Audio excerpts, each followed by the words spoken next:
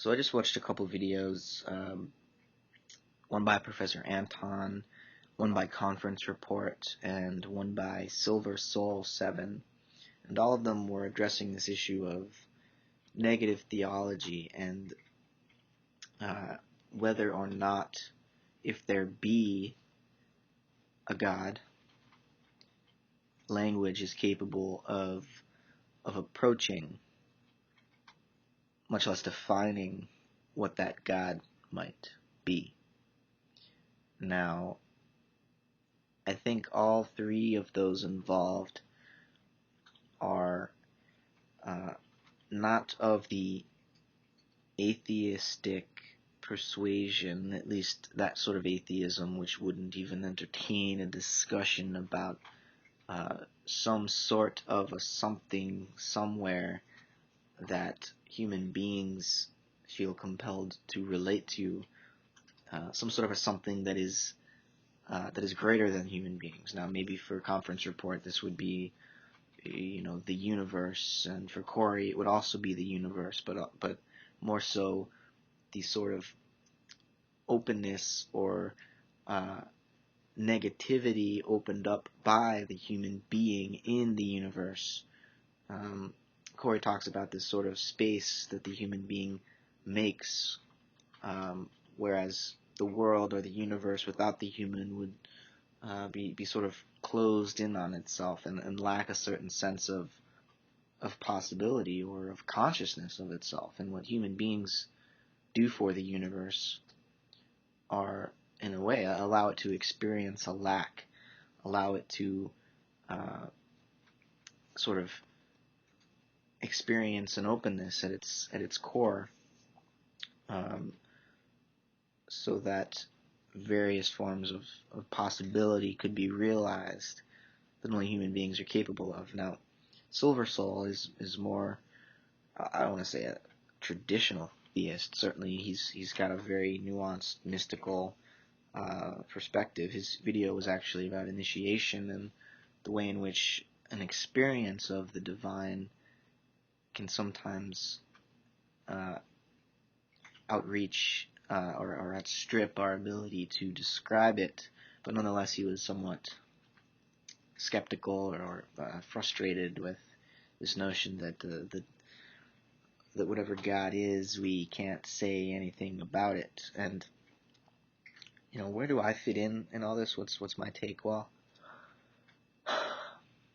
it's tough to say. I have to admit that I not only enjoy trying to articulate what we might mean by God, but I feel compelled oftentimes to voice feelings that I have and intuitions that I have about this being. And I would call God a being, not just to call God a being, but to refer to God as a being, not a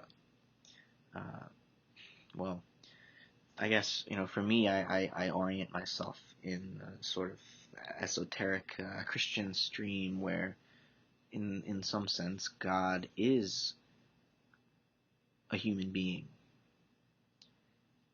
or God is human beings, that we are each members of, participants in the body of God, which includes not just humans, but the entire living cosmos.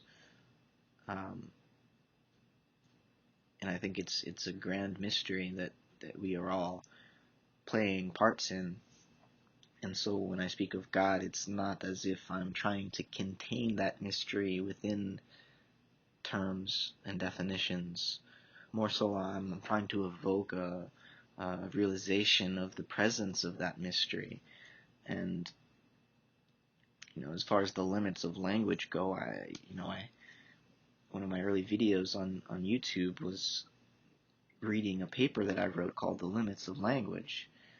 And so I certainly understand that position, and I'm of a similar persuasion myself in some moods, but in other moods I recognize that language really was never meant to describe something other than itself in the first place.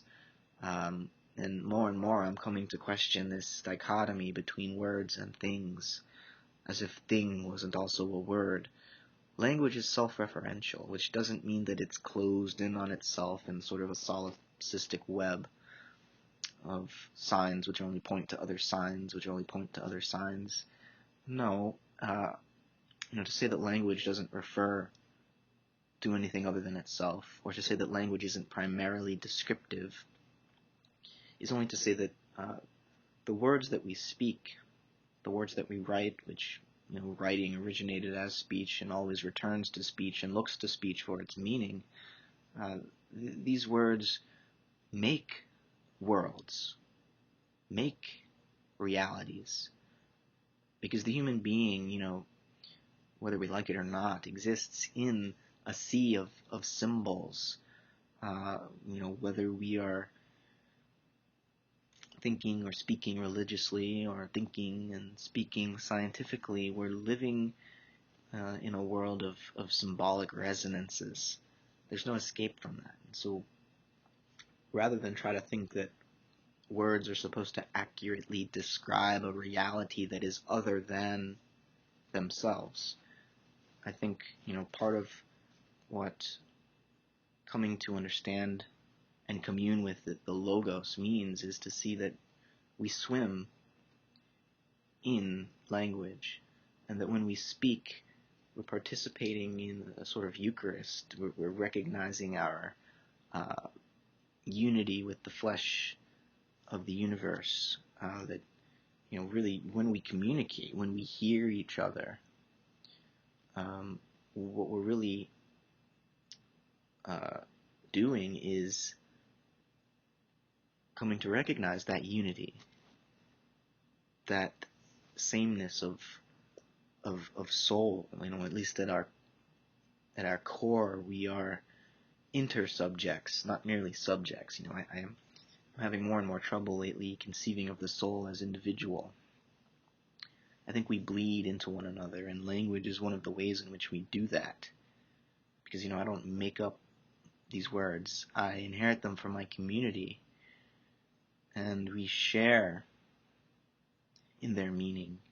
We share in the insights that language is able to provide for us. And really, it's finding new ways of giving voice to our feelings and our experiences that allows us to develop insights or new forms of insight into the nature of reality.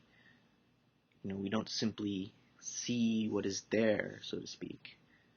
We see what is there in terms of how we try to give an account of what is there. All human knowledge is a function of bringing raw sensation to the level of symbolic, linguistic articulation. This is true, again, as I said, whether we're speaking religiously from the pulpit, or artistically as a poet, or mathematically as a cosmologist. We're trying to raise raw sensation, mere empirical experience, to the level of symbolic meaning. And we can't help but do this. We're compelled to do this. In fact, it's what makes us human. And so whenever I would talk about theology, I would always frame it in a sort of anthropological context and show that a science of God is also a science of the human, and that these two approaches are inextricably interwoven. And whether or not we think that humans invented gods or God, or that God or gods invented the human, either way, I think we're dealing with the same sort of mysterious paradox. So, via negativa, or via positiva, either way, we're saying more than we are justified in saying, if you take a sort of positivistic perspective, but I'm not one to take such a perspective. So, anyways, that's my 2 cents worth, or 10 minutes worth. So, take what you may from it. Thanks for listening.